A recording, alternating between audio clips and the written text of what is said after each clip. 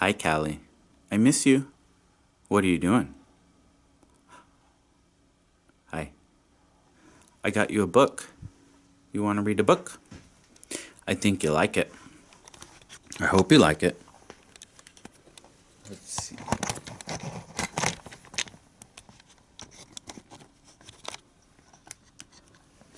It's called 5-Minute Princess Stories.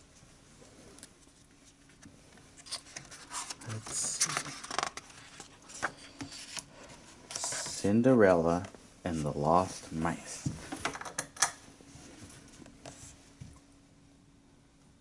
One clear winter night, the prince led Cinderella out to the balcony. I have a surprise for you, he said, handing her a box. Inside was a beautiful new coat. Oh, it's simply lovely, Cinderella exclaimed. Thank you. It was a pretty and thoughtful gift. The coat would keep her warm during the cold weather. The next morning, the princess showed her coat to Susie, one of her mouse friends. Isn't the prince thoughtful? Cinderella remarked.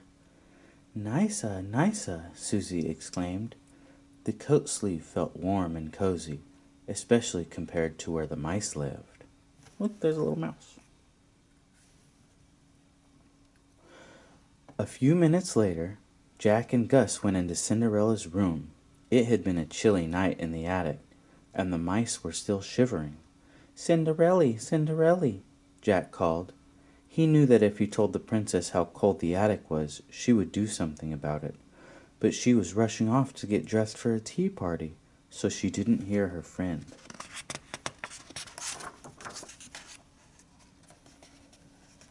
Jack sighed. It was too cold for the mice to stay in the attic much longer.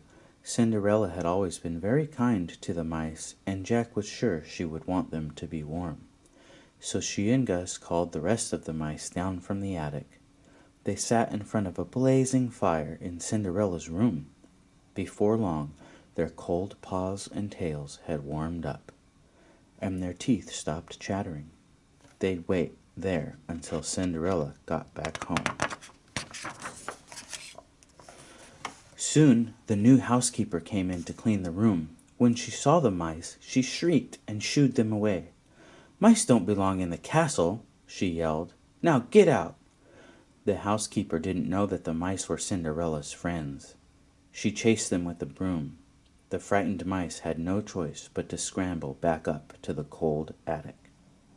Brrr! Gus began to shiver as soon as the mice were safely upstairs. The mice really needed the princess's help, but how? How would they be able to speak to Cinderella when they were too afraid to set foot downstairs? Wham!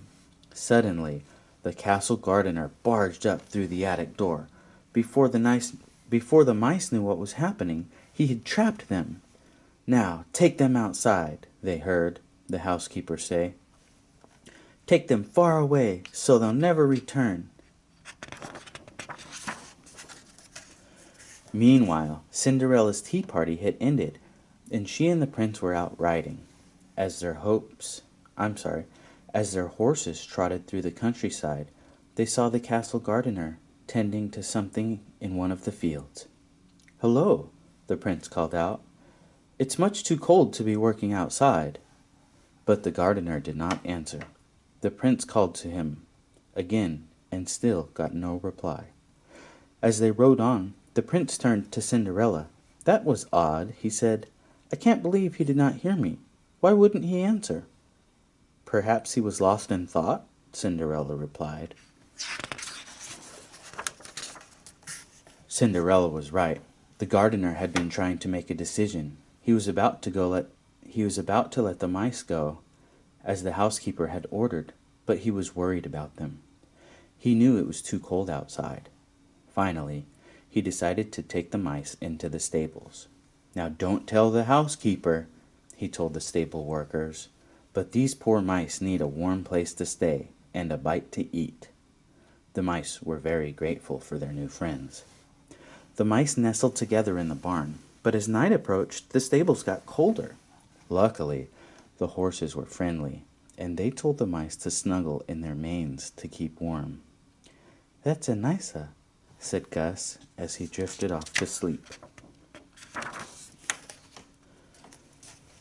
Later that night, back at the castle, Cinderella was starting to worry.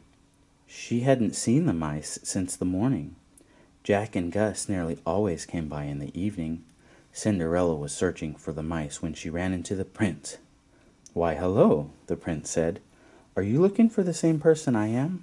"Why, no, I don't think so," Cinderella replied.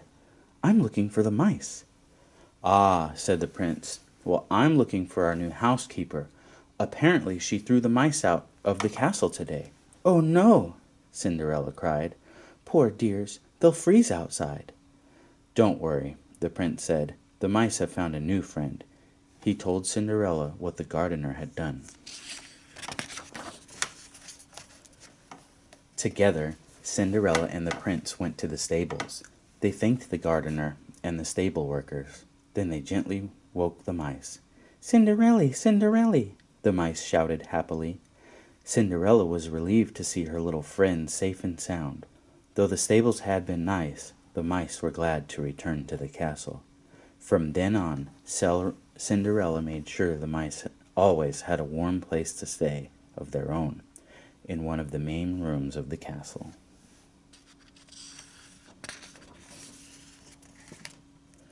A few nights later, Cinderella and the prince threw a grand ball. The gardener was the guest of honor. By then, the housekeeper had been properly introduced to the mice, and all was well. As the guests twirled around the dance floor, the mice celebrated with a banquet of their own, warm and cozy at last.